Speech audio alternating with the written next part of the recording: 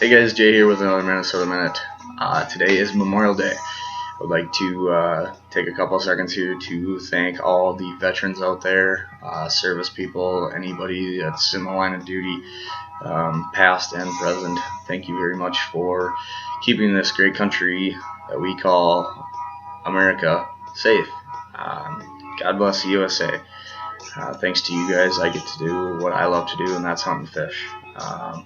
Obviously, if you're watching this, you like to do the same.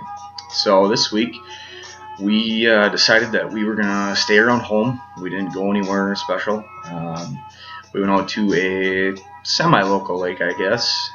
It's between St. Cloud and Hutchinson. And that's right on the Highway 15 corridor, pretty much a main vein for Minnesota. We decided that we were going to chase smallmouth bass and walleyes.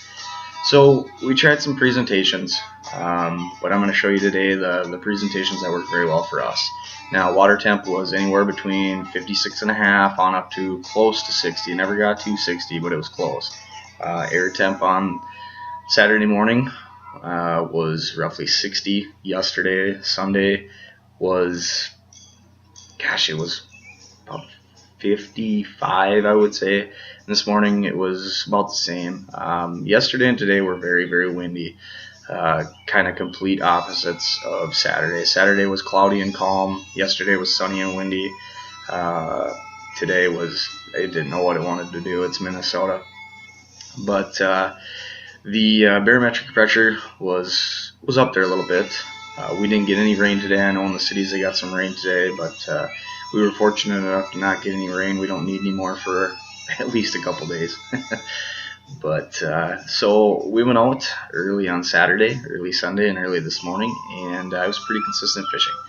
So what we decided to do was fish a rock bar that had some good green weeds coming up in it. It was kind of a gravel rock transition that had it had some coontails and some other weeds coming up, and they were, I'd say, good 2 to 3 feet below the surface. We fished anywhere from 4 to 8 feet of water. We had most of our success in that, I would say, 5 to 6.5 foot range. It seemed that 5.5, 6.5. That was the target depth that we tried to stay in. Now we worked this gravel bar. The gravel bar kind of works east and west, and we worked it north and south. We started out running live bait rigs. We did. I started out with a JB Lures spinner, and we had a few smaller fish, but it wasn't anything compared to what we were in for when we switched up presentations. So we fished for about 45 minutes, and we had marginal success. It wasn't great. It wasn't anything to write home about, but I tell you what was, and that's when we switched over to jigs. So we ran live bait, and I started out with a 1/4 ounce JB Lures, just a regular lead head jig with a red hook inside. I do like to fish red hooks. For some reason, it just kind of gives it a little extra. Just for whatever reason, it might be just me being a little superstitious. I know I'm not supposed to be superstitious, but this 1/4 ounce lead head, we used that, and I just tipped that with a fat head and just ran it right into his mouth and right up the back of the skull there, and just a nice inline performance. You can pitch it, you can drop it, roll it on the bottom. Our best success came pitching it out about 30 feet from the boat, letting it touch the bottom, just kind of keeping it slow rolling, slow bouncing off the bottom. There was no snap jigging, anything like that. The bite was pretty subtle in the mornings, but we made do. We had a few different presentations out in the boat, but I ran that 1/4 ounce jig, and that seemed to do pretty well. So when we were working this bar, it seemed as soon as we'd get right 10, 15 feet from the very top of that bar, jigs were coming up the sides. We'd get that bite right at the cusp of that bar, and I think a lot of that has to do with being so shallow, and there was some bigger rocks on the bottom side and on the slopes of this bar, and the top was more gravel. We were getting ambushed as we rolled across it. There was a lot of doubles and triples. That presentation worked out very well in the morning, but it went and it kind of died off. We got a little nervous about 11 o'clock in the morning. It started to die off, so I switched over to a little bit different presentation. Same general idea, but a little bit different. I actually switched up to a half-ounce pink Northland jig, and pink was just with live bait. You couldn't buy a bite. But I gambled and I threw a pink half-ounce jig on, and what I got here is a 3-inch Berkley ripple shad, and they call this orange pearl. That's the color combination. And it's a real nice presentation. It's got a real nice paddle. It gives a lot of motion off in the water, and it gives off a little bit of vibration. So where we were fishing was pretty stained water, and this seemed to do pretty well, pitching it out there and bringing it back slow. And every once in a while, I'd let it sit on the bottom, and it seemed when it would sit for a little bit, the fish they'd think twice about it and slam it. So I worked this for couple hours, and it seemed to do pretty well. I was actually out fishing live bait for about 2.5 hours, and everybody eventually switched over to this. And as you can see, with just me holding this paddle tail's got extremely good motion. Now, these are made by Berkley. This is, like I said, in the orange pearl color. It's a 3-inch. They call it it's a ripple shad, but you can kind of. This is the package they come in. It's a power bait. You can get them. I've seen them everywhere.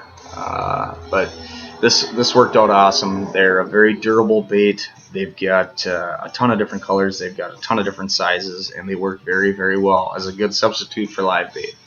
Now, when I fish a bait like this, I like to take my jig and run it right into the middle of its mouth. They've got a nice spot right in there for putting in the jig there. So what I do is I just slide that in, and I'll kind of get it about there like you would a fathead, and I just kind of run it right out where the back of the head would be on the live bait.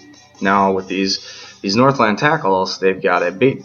It's I guess a little bait hook that'll keep this plastic on there. So then what I end up doing is I take that jig and I push that right into its head there. Okay, now what you end up with is a nice streamline plastic with a jig head in it. Now, there's a few different ways you can fish this. I like to fish it, I like to pitch it, and I like to bring it in, and I'll stop it, let it sink to the bottom. Now, when this sinks to the bottom, it's going to sit like this. Obviously, you've got your jig, and so this tail is going to flop like a live bait feeding on the bottom. Now that allows those fish to come in and slurp it right up, which I had great success with when I stopped it. You stop that bait and there's just something about it, they just kind of snap. So what I do when I run that bait, I take my line, and you can run it straight off the eyelet, you can run it out the front, you can run it basically however you want it, but I run it off the back of the eyelet, and I run it at about a 45 degree out that eyelet. So when that bait comes down, it sits like this, and my line is actually up. Because if you've got your line coming out like this, the bait's going to want to sit on the bottom like this, flat. So if this is the bottom, the bait's going to want to sit like that versus that. So when it sits like this, it gives those fish a chance to actually come in and inhale that, especially those smallies that are feeding off the crawfish or whatever you've got going on the bottom, walleyes, things like that. So when I fish that bait, I like to bring the knot of my line towards the back of the eyelet a little bit. And it doesn't have to be a ton, but just a little bit seems to help out with the way that jig sits on the bottom. So that presentation turned out to be dynamite for a few hours. Well, that presentation died, as they all do. Different time of day, different water temperature, sun's at a different angle. So what ended up happening was the sun kind of came out. And I said, well, fishing's kind of getting slow. We know they're still there. We're still marking them on the graph. So what I did was I went into the old tackle box and I pulled out a Berkley Rip and Wrap. Now this is a number 4 in chartreuse shad. This little bugger is an awesome lure. If you guys aren't fishing this in summer, you guys are missing out. This is an exciting way to fish. It's an exciting way to jig. These are primarily designed for ice fishing, vertical jigging. They've got a nice ring on top, but I like to cast these, and I started casting these last fall, and I fish a lot of rivers, and there's so many different ways that you can fish these, and there's rattles in them, and they run in the water like this, and they don't dive deep, which is nice. You can burn these things in 3-4 feet of water, or if you've got weeds that are coming up, you can burn these on top, kill them, because this is a sinking bait. So you can pull these in, you can rip them, you can snap them, you can jig them, you can pull them. They're a great versatile lure, and these things turned the fish back on. We ended up all switching over to these, and we had another 2 hours of just great fishing until we were done. This is a bait that is more of a reaction strike bait versus the Jigging a Minnow, which is a subtle presentation. This gives off a lot of vibration in the water. I mean, when you jig it outside the boat, you can hear it. You can hear the vibration off the side of the boat when it gets close. These things are fantastic, especially if you're in murky water. These have a ton of locating sounds for the fish with these rattles that are in there. It's fantastic. I recommend trying this option. I know a lot of guys are using the jigging wraps, which work fantastic too. Same idea. These aren't as erratic, but they have the rattles inside, and they work. They just flat out work for a ton of different presentations. You can catch crappies on these. You can catch bass, walleyes, northerns. They're a fantastic way to fish. They're fun, and I recommend the Berkley Rip and Wrap. They'll dart all over the place, even if you want to vertical jig them. I vertical jig these over 20 feet of water right on top of the weed line. We've crushed walleyes that way. So those were the 3 presentations for us that worked the best. Like I said, we tried the spinners, and it just kind of wasn't really working. I talked to some guys that were fishing in 10 to 12 feet of water that were pulling crawlers and either crawler harnesses or just actually a single hook with a crawler on a snell. We're doing okay, but bar none, we were having the most fun out there. I think the total was right around 40 fish for the day on Saturday, and I mean, we didn't even count yesterday, but same story. Fish are in the weeds right now. That's where the bait fish are. You've still got some post spawn going on. The walleyes are still, they're still up into the shallows. I would say we've got another 3 weeks of this. June is going to be fantastic. We all know that. You can burn a lot of fun baits. I know stick baits right now are starting to become pretty hot on some lakes too, if you want to throw those up into the shallower water. But right now, where we're at in central Minnesota with water temps and time of year, right now I would key in on structure that's got decent weeds. And I'm not talking going to chase walleyes in milfoil. I'm not talking going into the thickest of the thick to go try and chase walleyes. I'm talking there's a clump of weeds here, there's a clump of weeds here, there's solid ground, sand, gravel, rocks, whatever. As long as those fish have a place to hide and ambush, that's where they're going to be. And you can burn these baits right through there, and it's very, very rare that you're going to snag weeds and things like that if you're in the right kind of weeds.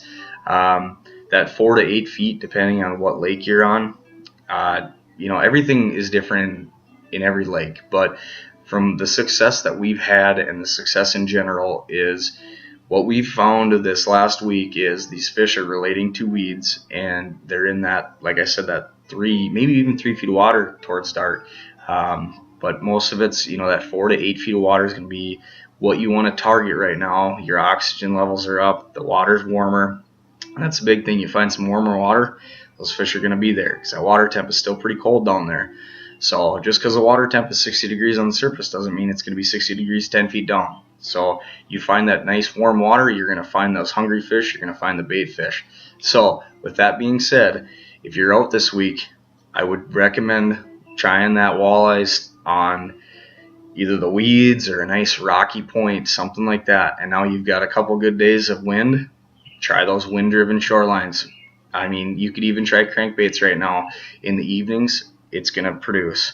So if you guys have any questions, comments, anything like that, or if you want to have us go fish a lake, comment down below and we'll see what we can do. I will answer as many comments as I can. I am busy with work during the week, but we do get out fishing in the evenings. So if there's anything that you guys want, or if you have any questions, I will answer. So with that being said, we're going to wrap up this section, and we'll be back for week 4 here hopefully on Thursday or Friday. I know I did this on Monday, but we just kind of got busy with Memorial Weekend and the kids and things like that. So, but I will be back at you Thursday or Friday. Thanks again.